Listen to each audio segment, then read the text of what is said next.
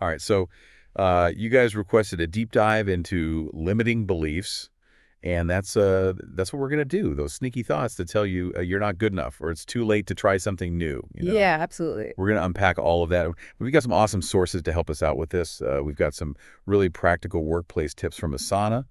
We've got Mark Manson's blog, which dives deep into like the psychology behind these beliefs, and we've also got a career coach's perspective on how to actually break free. So get ready, because by the end of this deep dive, you'll be able to identify those limiting beliefs, understand where they're coming from, and most importantly, figure out how to overcome them so you can achieve your goals, whether that's in your career or your personal life. Yeah, it's all about unlocking your potential. Exactly. So Yeah. speaking of unlocking potential, Mark Manson has this really vivid analogy in his blog about an elephant. Have you heard this one? I think so. So imagine a baby elephant tied to a fence post. It struggles at first, obviously, but eventually it just learns that it can't break free. Now, even when that elephant grows up, it's strong enough to pull down trees, it still believes it's trapped by that flimsy little fence post. It's crazy, right? How these beliefs can hold us back even when we have the power to break free. It is, and that's exactly what limiting beliefs can do to us. They make us feel stuck and powerless, even when we're capable of so much more. But before we jump into how to break free, I think it's important to define what we're even talking about here. So, what exactly are limiting beliefs? So they're more than just like negative thoughts, right? They're these really deep convictions that we have about ourselves, about the world. And they end up shaping our actions and our choices. It's like that elephant, it's convinced that it can't move that post, so it doesn't even try. So it's not just thinking negatively. It's like we set up these subconscious rules for ourselves based on these beliefs. Yeah, exactly. And the thing is, those rules might feel safe. Like if I don't try, then I can't fail. But that safety comes at a cost. Yeah. It keeps us from reaching our full potential. That makes sense. So if we're living with these invisible fences, how do we even start to identify them? Like, where do we begin? Well, Mark Manson actually breaks down limiting beliefs into 3 main categories, and I think this is a really helpful framework.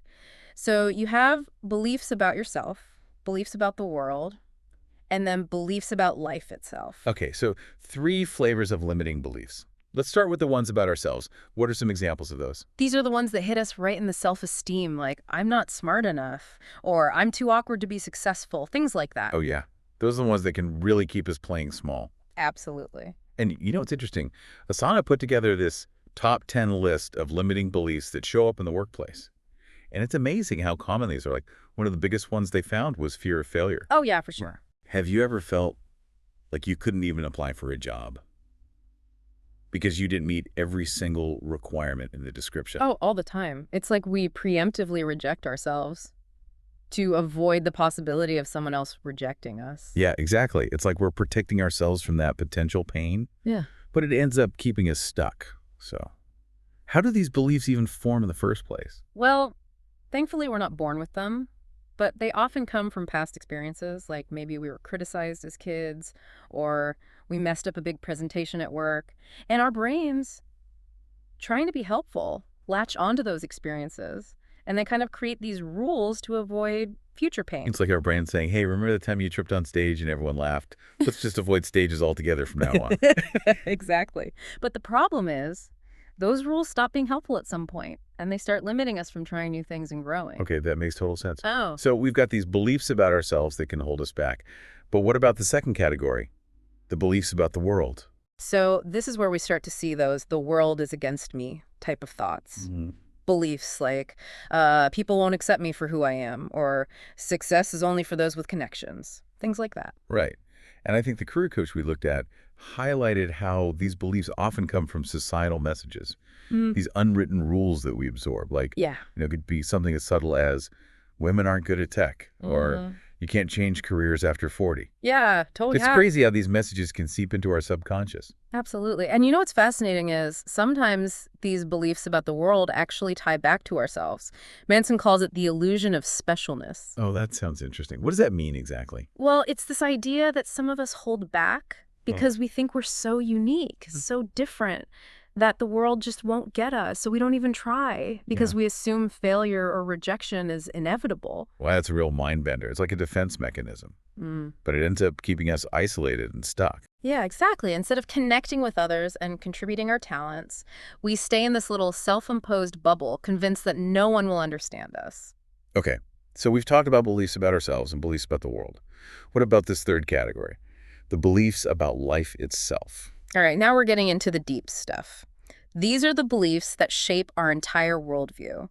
Things like love doesn't last, or happiness is an illusion, or even life is just suffering. Yeah, I've definitely had my moments of feeling like a cynical philosopher, I think we all have. questioning the point of it all. But here's the thing.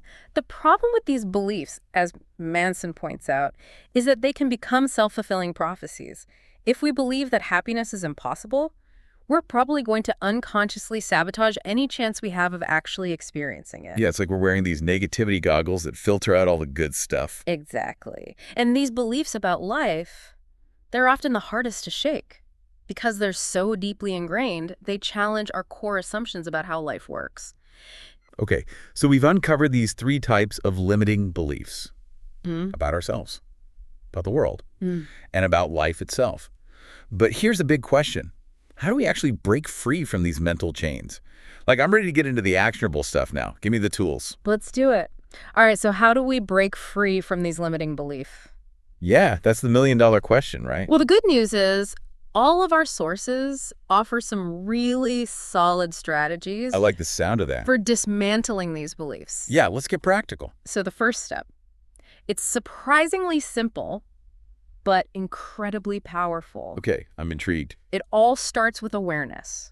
You Mhm. can't change what you don't acknowledge. Yeah, that makes sense. Both Asana and that career coach, they really emphasize the importance of writing down your limiting beliefs. Oh, okay, so not just like thinking about them, but actually putting pen to paper. Exactly. Okay, I can get behind that. Yeah. It's like you're shining a spotlight on those thoughts that usually just lurk in the shadows. Yeah, exactly. And there's something about physically writing them down that makes them seem less daunting, Mhm. less invincible. All right, listeners.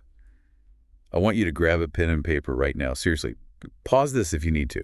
We're going to do this together. As we keep talking, just start jotting down any limiting beliefs that come to mind. Don't censor yourself. Just let it flow. This is how we start taking back control. We're naming those beliefs, Yeah. taking away your power. Okay, all right. So now that we've got these beliefs staring us in the face, Yeah. what's next? Time to channel our inner skeptic. Don't like that. Both Mark Manson and the career coach, they're big on questioning those beliefs. It's like playing detective. Okay. Let's gather some evidence. So we're not just accepting these beliefs as gospel truth anymore. No way. We're putting them on trial. Exactly. I love that. So ask yourself, what evidence do I actually have to support this belief? Right. Is it based on facts? Or is it just old fears and assumptions? Yeah.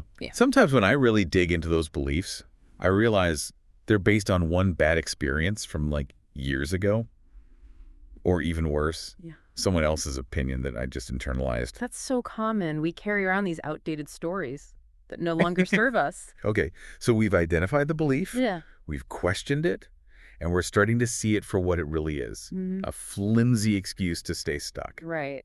So what do we do now? Now it's time to replace those limiting beliefs with something more empowering. Okay, so this is where I get a little skeptical, because I've tried those cheesy affirmations before, and they always felt kind of fake to me. I understand. But Asana suggests using affirmations that are grounded in reality and specific to the limiting belief you're trying to overcome. Oh, okay. So instead of just saying, like, I'm amazing, which can feel vague and kind of meaningless, try something like, I am capable of learning new skills, or I am worthy of love and respect.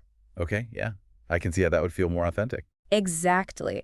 And Mark Manson takes this a step further. He encourages us to not just replace those negative beliefs, but to actually create brand new, empowering beliefs that align with our values and goals. So we're not just erasing the old script, we're writing a whole new story for ourselves. Exactly. It's about shifting from a mindset of limitation to a mindset of possibility. I love that. Yeah. And this is where that career coach's advice really comes in, Mhm. because they're all about testing these new beliefs in the real world. Yeah. Yet it's one thing to think positive thoughts, But it's another thing to actually put them into action. Absolutely. Action is key. It's how we solidify those new beliefs and prove those old limiting beliefs wrong. It's like those believe in yourself posters. No, But instead of just looking at the poster, you're actually out there living it. I love that. So what does that look like in practice? Well, the coach recommends starting small, taking manageable steps to challenge those limiting beliefs. Okay, I like that. So, for example, if you're terrified of public speaking, maybe you volunteer to present at a team meeting. Or if you think you're too old to learn a new skill, you sign up for that online course you've been eyeing. Yeah, those are great examples. Yeah. Because they're so doable. It's not about making some huge, drastic change overnight. Right. It's about those small, consistent steps that build momentum. And each small victory, it reinforces those new beliefs Yeah. and makes us even more confident to keep pushing forward. It's like we're training our brains to see possibility instead of limitation. Exactly. This is awesome. And this is where the real magic happens, you know? We start to see opportunities where we once saw obstacles. We become more resilient, more creative, more courageous. Like that elephant finally realizing he can snap those chains and roam free. And as we break free from these limiting beliefs, we often discover hidden talents and strengths we never even knew we had. That's so cool. We become more authentic, Incredible. more aligned with our true selves. So we've talked about identifying those beliefs, Mm-hmm. questioning them, replacing them, and testing them out in the real world. It's a powerful process. But I think there's one more important piece to this puzzle. Yeah, you're right. We need to understand why all of this even matters. Yeah. Like, what's the point of breaking free from these limiting beliefs? What does it actually do for us? That's the big question, isn't it? It is. It's easy to get caught up in the how-to of things. But we need to understand the why. Yeah. Like, what's the big payoff of all this work we're putting in to break free from these limiting beliefs? Well, think about it this way. What are those big dreams you've been putting off? That career change, that creative project, that trip around the world? What's stopping you? That's a good question. I'm betting at least some of those roadblocks are those sneaky little voices in our heads, whispering things like, you're not ready, or what if you fail? Yeah, exactly. And that's the heartbreaking thing. It's not always external circumstances holding us back. It's the fear and doubt we've internalized. When we dismantle those limiting beliefs, it's like we unlock a whole new level of freedom and possibility. It's like we finally give ourselves permission to go for it. Exactly. And here's the thing. It's not just about achieving those specific goals. It's about the ripple effect it creates in all areas of our lives. Okay, so tell me more about that ripple effect. What kind of transformations are we talking about? So imagine you finally muster the courage to ask for that raise you deserve. You challenge that belief that you're not good enough. And guess what? You get the raise. Awesome. Not only does that boost your finances, but it also skyrockets your confidence. Suddenly, you're more likely to speak up in meetings, take on new challenges, even ask that cute barista out for coffee. I love that example. It shows how one seemingly small win can create this domino effect of positive change. Exactly. And it's not just about external success either. Overcoming limiting beliefs can transform our relationships too. Oh yeah, how so? Well, when we stop believing that we're unlovable or unworthy, we attract healthier, more fulfilling connections. We set better boundaries. We communicate more effectively, and we show up more authentically. So it's like this internal shift creates positive change, both within ourselves and in how we interact with the world around us. Exactly. This is powerful stuff. And here's another bonus. As we break free from those negative thought patterns, we become more resilient. We bounce back from setbacks more quickly because we know that our worth isn't defined by our failures. It's like we develop this inner armor that helps us navigate the inevitable ups and downs of life. Exactly. And the beauty of it is it's an ongoing journey. We're never done with challenging limiting beliefs because new ones will pop up as we evolve and grow. So it's less about reaching some perfect state of no limiting beliefs ever, and more about developing that mental muscle of awareness and flexibility. That's a great way to put it. It's about cultivating a mindset of growth, knowing that we always have the power to choose more empowering thoughts and actions. And that's what makes this deep dive so exciting. We're not just learning about a concept, we're equipping ourselves with tools to create lasting change. And remember, even small shifts can create a massive impact. It's not about overhauling your entire life overnight, but about taking those consistent steps towards the person you want to become. Absolutely. So as we wrap up this deep dive, let's remind ourselves that this work is worth it. Challenging those limiting beliefs is an act of self-love and empowerment. It's about reclaiming your power, stepping into your authentic self and creating a life that's aligned with your true potential. So keep diving deep, keep questioning those self-imposed limits, and keep believing in the power of possibility. Until next time, happy diving.